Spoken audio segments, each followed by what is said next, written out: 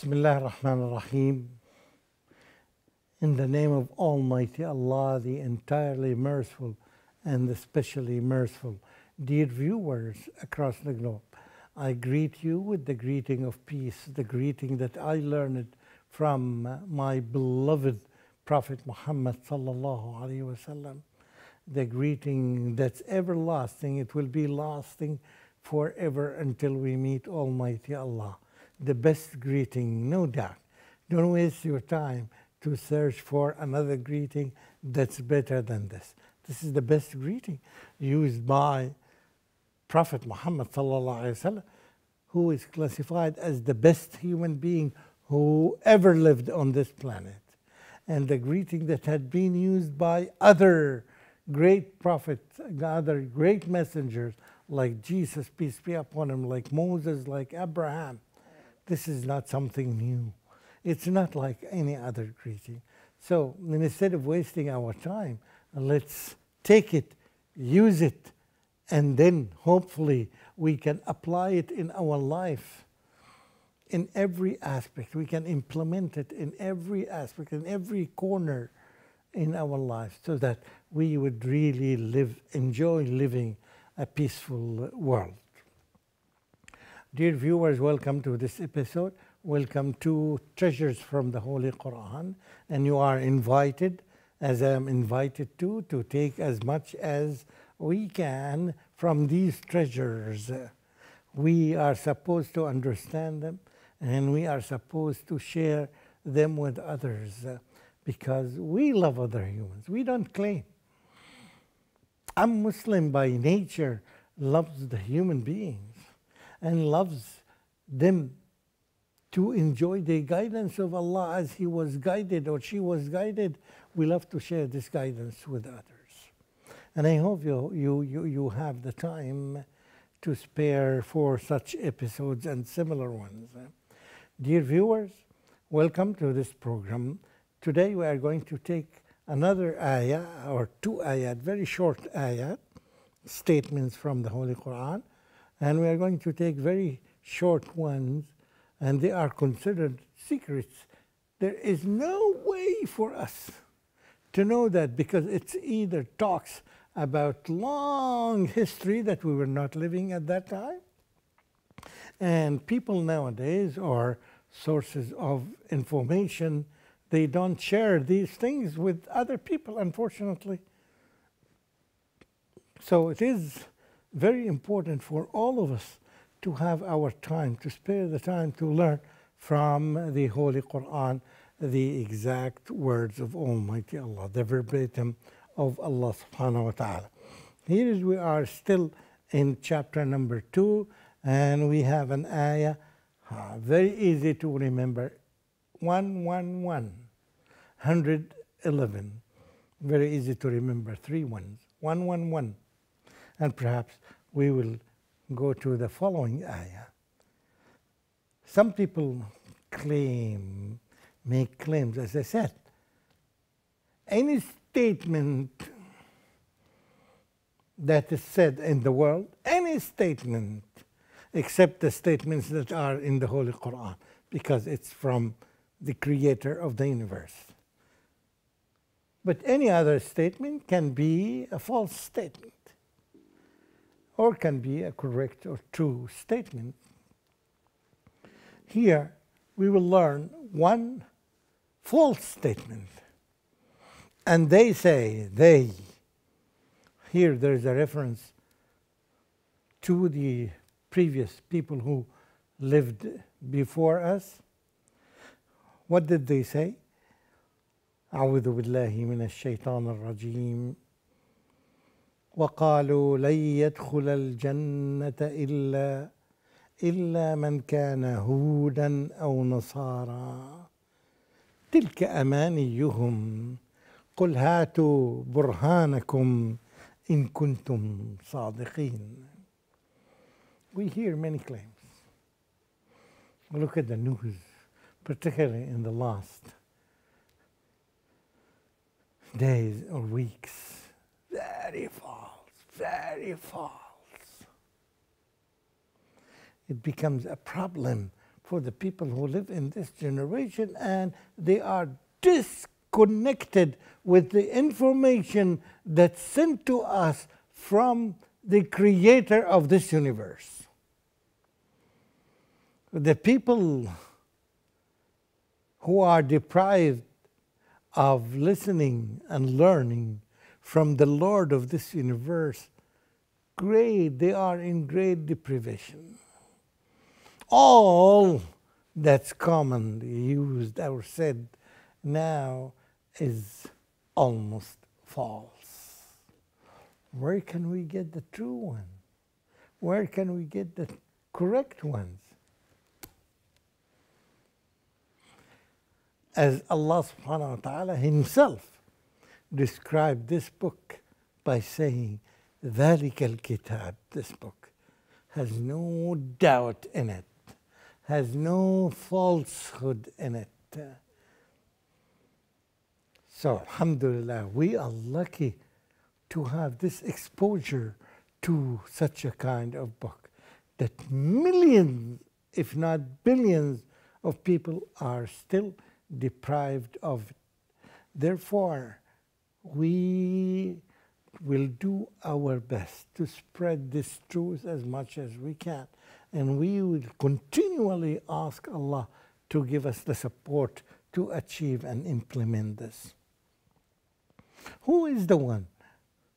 Who is the one who will be in paradise? They claimed, the Jews and the Christians, they claimed, some of the Jews, of course, and some of the Christians. Here, the ayah number 112 tells us who is the one. بَلَى مَنْ أَسْلَمَ وَجْهَهُ لِلَّهِ وَهُوَ مُحْسِنٌ فَلَهُ أَجْرُهُ عِنْدَ رَبِّهِ وَلَا خَوْفٌ عَلَيْهِمْ وَلَا هُمْ يَحْزَنُونَ.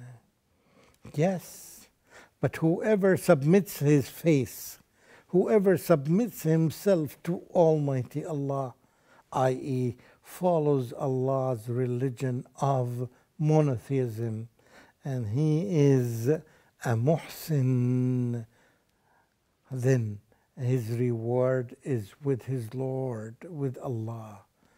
On such shall be no fear, nor shall they grieve. Those are the people whom we are supposed to follow. Here, as I said, there were some claims by the people of the book, the people of the scripture. They say that nobody is going to access paradise, to have access to paradise, except the Jews and the Christians. Wow. The Quran says that everybody has the right to claim. Claim. Say whatever you want. But Allah subhanahu wa ta'ala said, all right, these are just wishful thinking. They are just wishes. They wish that is only the Jews and the Christians, they will have access to paradise. These are your wishes. Present your proof. Where is your solid proof if you are truthful? These are just wishes. We're not talking about wishes. We're not talking about solid evidence. Either you have solid evidence so that we would believe you, or you have weak and wishful thinking. This is the case. In reality, what you're saying is incorrect. In reality, those who will access, only the people who will access paradise are those who submit themselves to the will and the commands of Allah throughout all times. Whether this was at the time of Adam, or at the time of Abraham, or at the time of Jesus, or at the time of Muhammad, all at the Those people who only submit themselves to Allah subhanahu wa ta'ala. It makes sense. Anyone who obeys Almighty Allah at any time, according to the message that came to him with the messenger that came to him at his time, at her time, who obeyed Allah, he deserves to be in paradise. Doesn't it make sense? It does. So if some people say that, no, only those who at that time, why not the others? Give me a reason, give me a proof, give me a solid evidence. You don't have solid evidence, but I have solid evidence. I, like any Muslim who has solid evidence from this whole book, says that anyone who lived on this planet, obeying Almighty Allah, following His commands, he or she will be in paradise. بَلَا مَنْ أَسْلَمَ وَجْهَهُ لِلَّهِ وَهُوَ مُحْسِنٌ. That's what Allah subhanahu wa ta'ala said. They should not fear anything. They should not have any worries. They should not grieve at all. They are going to be there, inshallah. This is a very logical, simple answer that can apply at any time, throughout all times. It will apply, and still it applies right now. Any other thought or saying or claim other than that is wrong. Any man, any child, any woman who has wisdom would say it makes sense. And that's why no wonder that we call it a book of treasure. It's really a treasure. One ayah, you learn one statement of it. You would find most of the people don't know it. They are away from it. They are busy having fun in this world. They are not going to, they don't know what will happen to them. They are going to encounter the day of judgment. يوم عسر. They are going to see what will happen in the future. They make claims. They don't have the right judgment because they don't have the right book in their hand. They don't have access to it. Unfortunately, all these channels and all those people who work to explain Islam to others, like this program and similar programs, they are doing its best to guide people to the truth. Yet the people, unfortunately, keep themselves busy with trivial things. They don't have the right hierarchy in their life. They don't do their effort to seek the right guidance. They go to the wrong sources. They are affected by their culture.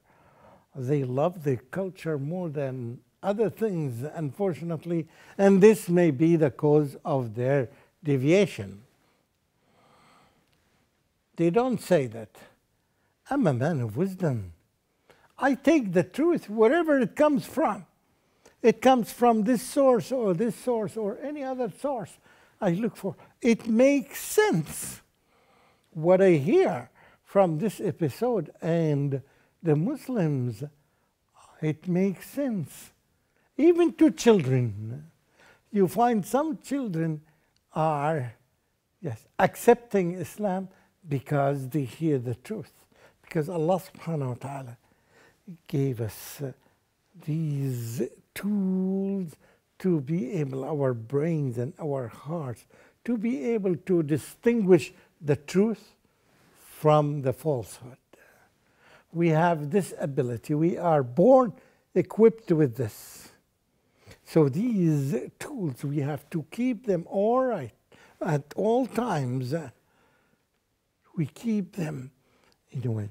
We don't affect our minds with wine and intoxicators so that we lose them. If we lose them, we wouldn't be able to distinguish between the truth and the falsehood. We are doing this to ourselves. We are doing this because we are affected by the culture that we live in. They drink, I drink. No. They drink, I don't drink. I am a follower of what Allah says, not of what my culture says and imposes on me. So here, we need these valuable moments so that we would be able to reach the truth. Because we know the punishment and the reward that will happen on the day of judgment. The reward for those who followed their Lord, the commands of their Lord, and the punishment of those who disobeyed Him. We do ask Allah subhanahu wa ta'ala. We ask Allah subhanahu wa ta'ala to always keep us on the right path, to make us of people with good listening. We have this skill of listening to the truth. And we have this skill and this ability to distinguish between the truth and the falsehood.